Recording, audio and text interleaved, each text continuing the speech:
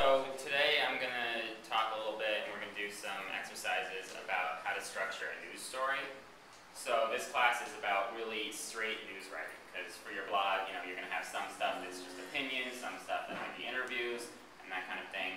But you do want to be able to, if there's a news item that you want to report on it in an effective and legitimate way, and a way that will seem professional so that people will believe that what you're writing is true, and hopefully will be true. So we're going to start by talking about how to structure a news story. This is different from a feature where you're going in depth and putting your own angle, your own spin on it. This is when you're really basically just presenting the facts.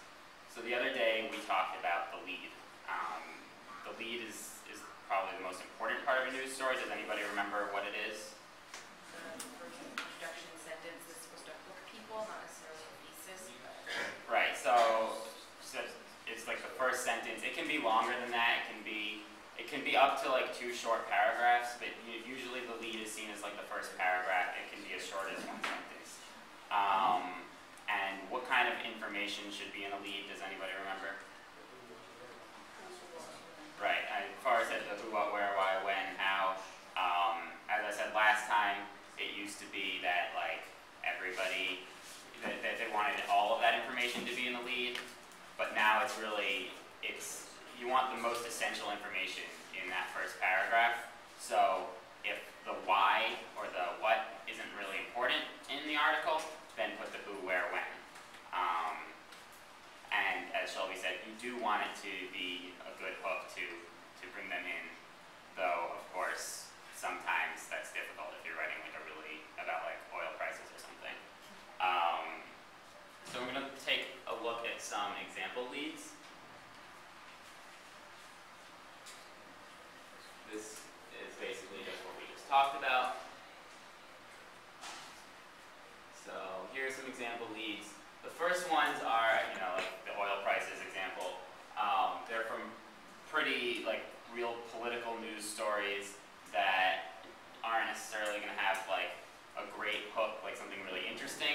These are stories that more people are going to read because they think the story is important. And so what they try to do in that case is get the most important information in there. So the first one from BBC News is Ingrid Betancourt and 3 Americans held by rebels in Colombia have been rescued by the Colombian military. Really straightforward. Does anyone want to try to figure out of the who, what, where, when, why, how, which information is in there? I'll read. I don't know if you guys can read it from the back. I'll read it again. Yeah. Ingrid Betancourt and 3 Americans held by rebels in Colombia have been rescued by the Colombian military. So like who, where, and sort of the what. Yeah, the what is like what's happening. So they've been rescued. The second one is a Palestinian man has driven a bulldozer into a bus and several cars in Jerusalem, killing 3 people before being shot dead. Sorry, it's a little bit of a letdown, but so is the next one. So what do we have in there? Someone other than Forrest. Who, where, what, how. And the third one is a 19-year-old man suspected of killing a Prince George's County police officer was strangled in the county jail 2 days after his arrest. The state medical examiner's office concluded yesterday.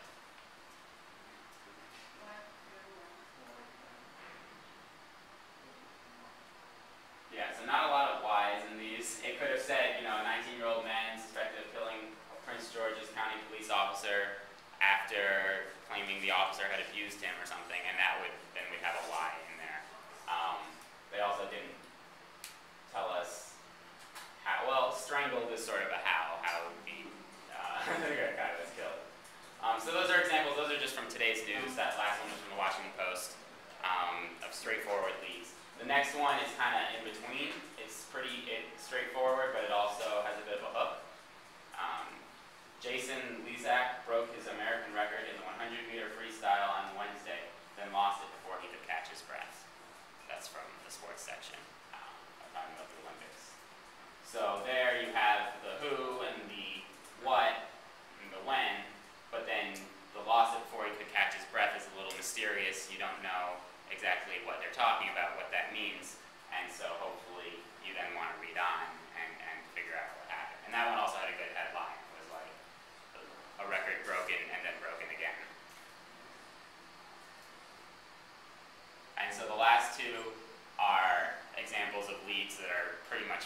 purely hooks. Sometimes if you're doing like a feature or, and these are from reviews that I wrote, an art review and a food review, you can have a little more fun with it and make it purely hook. So the first one is the best burrito in town is Chinese. And then I would go on to explain what I was talking about. And the second one is black, black, black, black, black, black, black, black, dead. Anyway, so in summary, two main aspects of a lead: essential information and hopefully